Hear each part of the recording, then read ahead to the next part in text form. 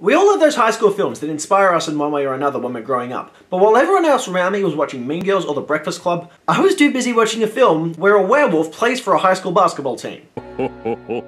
Delightfully devilish, Seymour.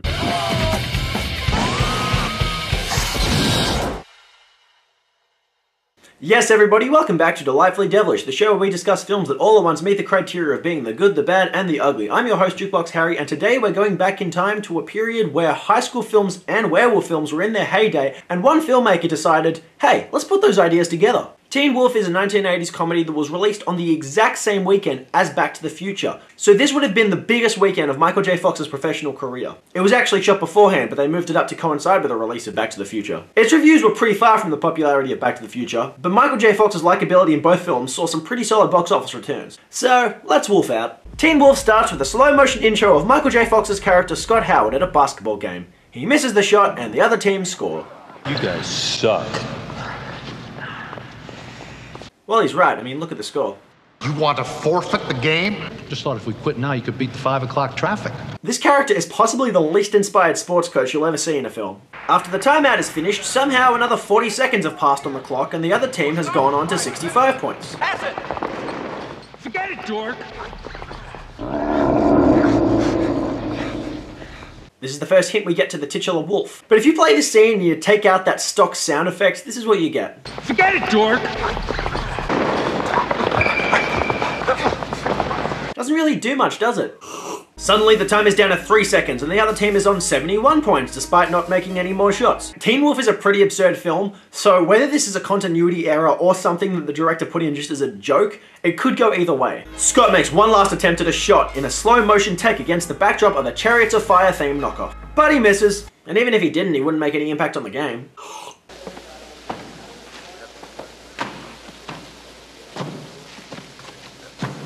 Give me that. Get it? Because he's fat? The character's name is literally Chubby. Enter Styles, the best friend of our protagonist who has such an exuberantly shameless confidence. Later. Hey, Chubb, how's the diet? Hey, lemonade, give me 5. Styles is an interesting character. He's popular with a lot of people, but he's not the stuck-up, arrogant popular kid. He's an energetic and cocky, yet very likable character, and the best friend of our protagonist who isn't a popular kid. Honestly, Styles is the person I aspired to be in high school. You got a problem? It's not Parkinson's. Not just yet. The IRS is breathing down my neck like it's some kind of personal vendetta against Bobby Finstock. No. The IRS? You're a high school basketball coach. Have you been laundering giant sums of money from somewhere else? A couple years back, a kid came to me much the same way you're coming to me now, saying to me pretty much the same thing that you're saying. He wanted to drop off the team. Mother was a widow, all crippled up. She was scrubbing floors. She had this pin in her hip. So he wanted to drop basketball and get a job. Now, these were poor people. These were hungry people with real problems. You understand what I'm saying? What happened to the kid? I don't know, he quit. Great speech, coach. How did you not get that role in Rocky? Scott walks to his father's hardware store with his friend Lisa Marsoni, who everyone calls Boof. Oh, hi, Boof. Hi, you going to work? Yeah. Can you walk with me? Catch you later, Boof. What kind of parent gives their kid a stupid cunt name like that? The film never explains why they call her Boof. That was just the name of the high school girlfriend of one of the writers. The Howard hardware store sells orange juice on the counter, which I thought was meant to be kept refrigerated. Scott finds himself sensitive to a dog whistle. Oh, I wonder why. And then we see him lugging some hardware supplies down the school hall. Hi, Mr. Thorne. How are you, sir? So far, we've had an incredibly misguided basketball coach and another staff member who's just making a student drop supplies because he's an asshole. But if you thought those staff members were weird, just wait for the theater director. What was that? I think something fell. My paint. A can of cocoa.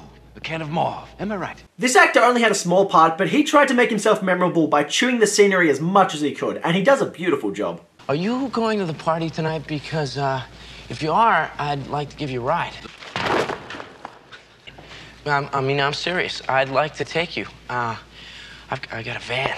So does Jared from the Subway commercials. It turns out his crush, Pamela, is dating the arsehole from the other basketball team. This guy has actually been in a lot of films. He had bit parts in Blade Runner 2049 and Kingsman: The Golden Circle. Good for him. We see Styles try to buy beer in the most inconspicuous way, wearing sunglasses and a hat to conceal his identity and then bribing the clerk. It doesn't work. Styles goes to visit Scott and his father having dinner. Hey, Mr. Howard, how's the king of the nuts and bolts? Styles, nice shirt. Yeah, thanks. If you look closely, Stiles doesn't actually throw or catch anything. He's just miming the whole thing. I don't know if the director didn't think people would notice or he's miming it just as part of his act, but again, in this weird film, anything could be possible. But I heard Mr. Murphy, you know, the shop teacher, Yeah. got his dick caught in a vacuum cleaner. And I know this is meant to be a joke, but I fully believe it. With all the weird, eccentric staff members you've got, I fully believe that one of them would try to fuck a vacuum cleaner. Stiles gets Scott to try and buy a keg of beer, first encouraging him to put a fake gun in his pocket and point it at the clerk. And you pay for it. That way he can't say you robbed him. Scott turns down the foolproof plan and just tries to get away with buying it without any ID. Give me a keg of beer.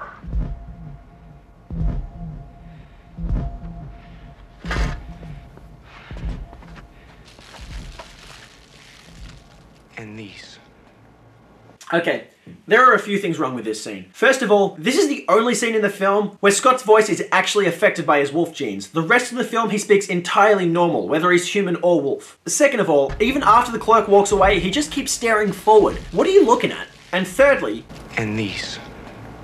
that line always threw me off as a kid. Why is it there? Is it meant to be a joke? As a side note, this scene had a completely different voice in the film's trailer. Give me a keg of beer. In the actual film, it's a lot more menacing, so it's way more effective. Lewis, take my wheels.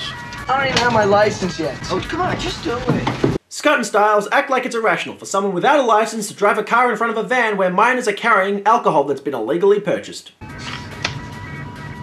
Kids. To make it even more illegal, Stiles starts surfing. You'd think that this is just here as an 80s style gag, and it is, but the whole surfing thing actually has symbolic relevance later. They arrive at a wild ass party where everybody is already dancing on the front lawn. Two strangers are tied up in the floor covered in shaving cream, and people are cheering as Chubby eats jelly out of a girl's cleavage. This is way more wild than any party I went to in high school, but that was a bit of a dork, so I might just not have been invited. Scott gets turned down by Pamela, again, and Stiles pulls Boof's name out of a hat.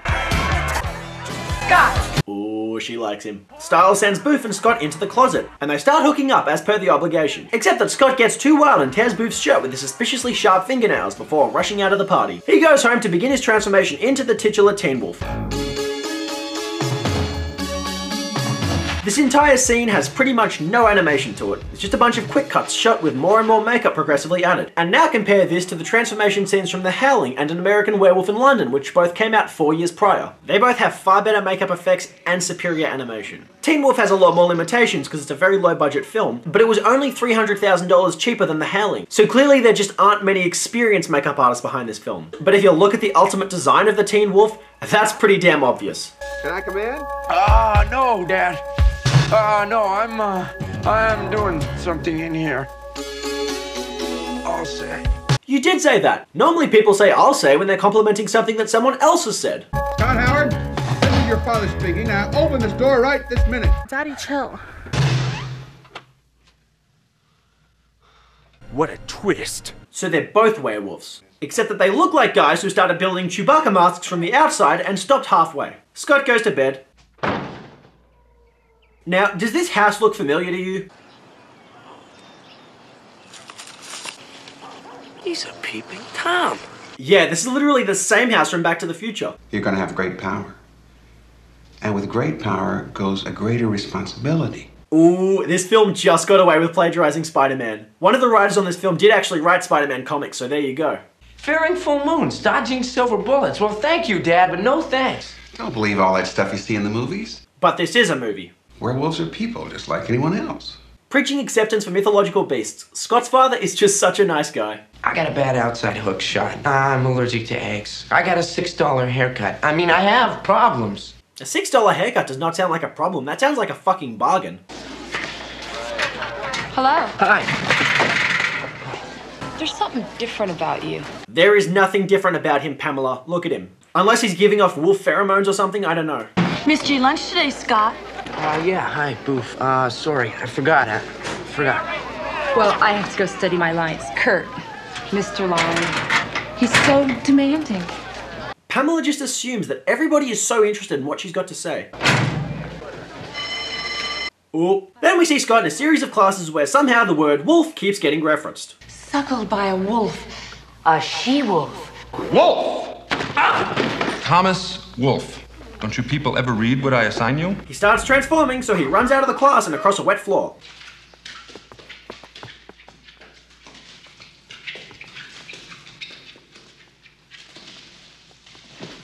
That was such a prolonged shot. I'm very impressed Michael J. Fox kept his balance. He runs into one bathroom, but someone's in there. So he runs into a bathroom all the way across the school. And in comes that dickhead staff member from earlier. You wouldn't happen to have a marker on you, would you? You mean the marker that was being used in the bathroom that actually has writing on the walls? No, I don't think he has that. Scott tries to come out as a werewolf while Styles starts going through all his belongings, including his flippers, which he inexplicably puts on his hands. Jerry Levine actually took every chance he could to make this character randomly eccentric, and I just love it. If you're gonna tell me you're a fag, I don't think I can handle it. I'm not a fag. Ooh, okay, now that's the part of the film that has not aged well. I never thought I'd hear Michael J. Fox say that word. And Jerry Levine would later play a gay character on the sitcom Will and Grace. So he can't be looking back on this scene with all that much pride. Scott reveals himself as a wolf, and Styles is perfectly cool with it. Look at you. And then we're back at a basketball game, where Pamela is reading lines from the play. I don't know why she's here. Anywhere has got to be better to read lines than a very loud and distracting basketball game, where your boyfriend isn't even playing, mind you. The game starts, and before anyone has played, the visiting team has already scored 32 points. Scott's wolf instincts help him start scoring. Then he ends up in an impromptu gangbang, and we get another look at Scott in full werewolf form. It's probably got to be the least convincing werewolf I've ever seen in a mainstream Hollywood film. I mean, you can clearly see through all the simplistic fur makeup on his arms and legs, so it's even less convincing than it was before. But Teen Wolf is one of those films where even if the werewolf's not fully convincing, you can accept it if you get over the initial shock, because the entire movie is meant to be absurd. The music kicked in with a 1980s country song seemingly made by Randy Newman.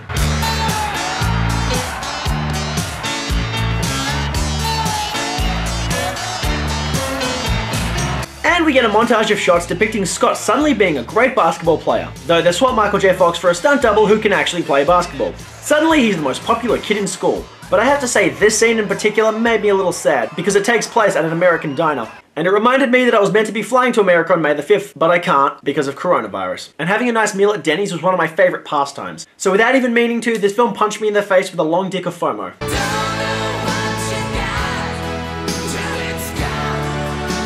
Pamela suddenly shows an interest in Scott now. She's only hot for him now that he's fuck ugly. What a strange person. Scott walks down the school hall in wolf form, and literally everybody wants to physically touch him in some way. Not just high-five him or shake his hand, they just want to touch him. This scene gave me so much nostalgia to a time back when social distancing was not a thing. Lewis, the only actual teenager in the film, appears weirded out by the fact that someone in his school is turning into a werewolf. In other words, he's the one logical character in this film. Whoa, Mr. T. You may think that you're something special around here, but let me remind you that I am still the vice principal. You're insecure. The montage keeps going, starting with a werewolf breakdancing. Beavers are best. Yeah, they are. And then local school kids who come running to get the autograph of a high school basketball player. Scott steals the ball from one of his teammates so he can go claim the glory for himself. So we can see the wolf starting to make a negative impact on his personality. And Styles has already started merchandising him in the school hallway. And just read the shirt. Elegant. Yeah, there it is! There it is! You can murder my family! You can ravage my body. But I beg you, with all that is decent and holy, don't destroy my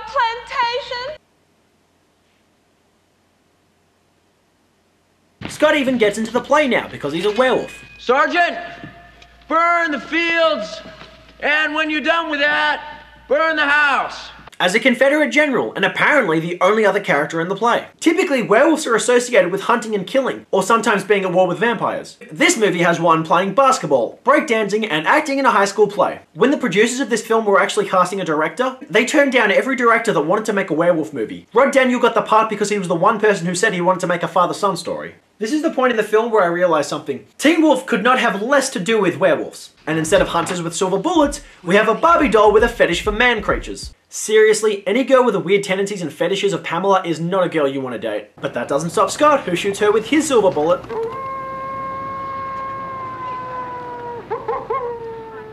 And goes bowling with her, where he kisses and grinds up against her right in front of her other guy. We also get the obligatory butt shot. Nice. Nice. Nice. Does that guy Mick always act like that? You can hardly blame him. He is my boyfriend. You mean, was your boyfriend? Is my boyfriend. But, what about us? What about us? Okay, so she's still dating this guy, but she's also so confident that everyone's gonna publicly accept her cheating on her boyfriend. Your girlfriend, she's a fucking cunt. Scott's teammates get sick of him hogging the ball in the spotlight, but the coach is still okay with it. It doesn't matter how you play the game, it's whether you win or lose. And even that doesn't make all that much difference. What? I get it, Coach. What's their problem? Let me give you a little advice. There's 3 rules that I live by. Never get less than 12 hours sleep. Never play cards with a guy who's got the same first name as a city. And never go near a lady who's got a tattoo of a dagger on her body. What? None of that advice is the slightest bit helpful to this situation. And that first one, 12 hours sleep? What are you, a manic depressive? Now you stick with that. Everything else is cream cheese. Well, none of that advice is good to me. I'm a vegan, I don't eat cream or cheese. And then we finally see a werewolf in its natural habitat, surfing a van, doing the same backflip from 5 different angles, and then doing a handstand as he rides through town. Did you ever think in your life you'd see a werewolf doing these things? Yeah, I saw. Unless that was another werewolf doing a handstand on top of Styles' Wolfmobile and making a fool of himself. Oh yeah, that was Pete from 5 Doors Down. One night, things got a little physical and... And you turned into the werewolf. Out of anger, Scott. He lost control of his bodily functions. I wish I could have seen that. But to this day, I don't know who was the most frightened that night. Old Rusty Thorn or me. You gotta get a hold of it, son. So Scott asks Booth to the dance, and we see him get prepared in a rip-off of Saturday Night Fever. When he gets there, everyone stops and gives him all their attention, including Mick. Hey, shall we dance? You'll have to ask my escort. Stay away from her tonight, I'm warning you. And everyone just so happens to have a pre-choreographed thriller-esque dance to a song called Big Bad Wolf.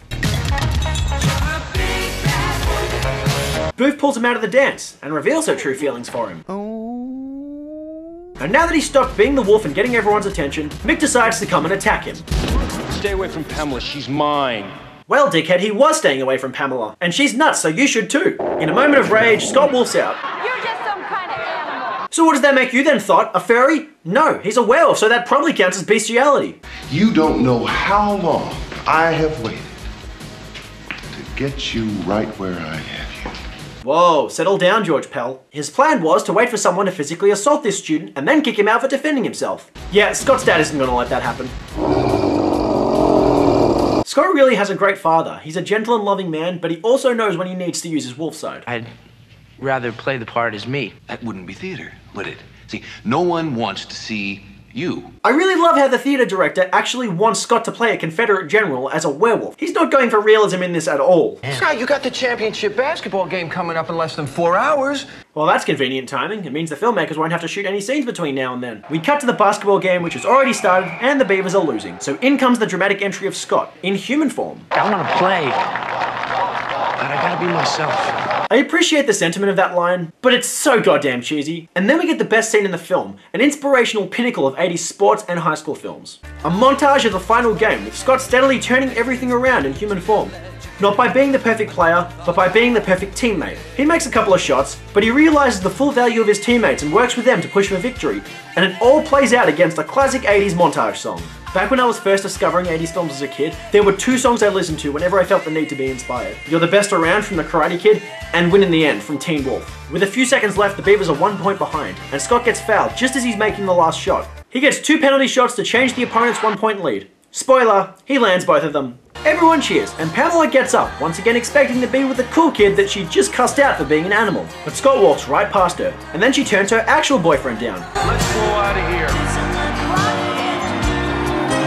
If you break it down, this girl's thinking is really confusing. She expects to use everybody and get nothing but approval in return. Although I have dated a girl like that before. Don't do that, it doesn't end well for you. Scott goes for Booth instead, and his father is there to congratulate him. Holy shit, that guy in the background has his fucking dick out. This is the film's infamous Easter egg, and people have done a whole lot of research trying to figure out why the fuck that shot was left in there. But unfortunately, it's been confirmed that that was just a woman unzipping her pants because they were too tight. I'm sorry to ruin that for you. So, is Teen Wolf a good movie? No, and yes. It's a good movie because it doesn't care about being a good movie. It's a shameless 80s comedy where every character is weird in some way, and the lead character is a werewolf who isn't the slightest bit convincing. But at the same time, everything feels believable and normal. I feel like audiences who watch this film will be very split. Some viewers are just going to pick apart every weird aspect of this film, and others are just going to accept that it's set in a very weird universe. For me, I'm the latter. As a kid, I loved Teen Wolf for being such cartoonishly easy viewing. But as an adult, I love the sheer ridiculousness and 80s nature of it. The first time I watched Teen Wolf was 10 years ago, and I was really worried that as an adult, I'd be super critical of it. But honestly, I had such a relaxed and fun time watching this movie again that when it came to an end, I was bummed that it didn't go on for longer. But I will say that the short running time made sure it didn't outstay its welcome. The cast in Teen Wolf all hit the perfect notes. Michael J. Fox is predictably perfect as a lovable, dorky teenager. Jerry Levine is hilarious as his cool, eccentric best friend. Susan O'City is adorable as Booth.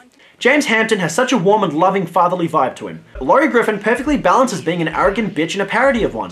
Mark Arnold is a dick, and Jay Tarsess is such a fucking weirdo. What I really like about Teen Wolf is that despite its ridiculous narrative, it carries such a heartwarming message to it. Initially, Scott has a life bereft of the glory of high school popularity, but he really has a great home life. He has a stable job, a loving father, and friends who think the world of him. He thinks he needs to be someone else to be happy, but all he needed to do was develop some confidence and self-respect. And those are things we all need in life, particularly in times like this when coronavirus is turning the whole world sad. 14-year-old me needed to watch Teen Wolf to learn that you don't need to be a werewolf to be happy with who you are as a person. And 24-year-old me needed to watch Teen Wolf to remember that even when life is hard, if you stick to it, then you can win in the end. So for me, Teen Wolf is a timeless movie. It'll always speak to me on some level. Teen Wolf gets 7 sneaky cunts out of 10. I never really laughed out loud to it, but I enjoyed it as a brisk-paced live-action cartoon which never took itself seriously, even though it did have an uplifting and meaningful message. And like I said, that song, Win in the End, you're gonna want to download that, because in times when you're feeling down, it might just have the cheer you need to pick yourself back up. And that does it for today's episode of Delightfully Devilish. You guys, if there's any movies you want me to discuss on this show, please leave them in the comment section below. If you want to see more episodes, please hit subscribe. So until next time, please make sure you're staying safe during the coronavirus pandemic. I've been your host, Jukebox Harry.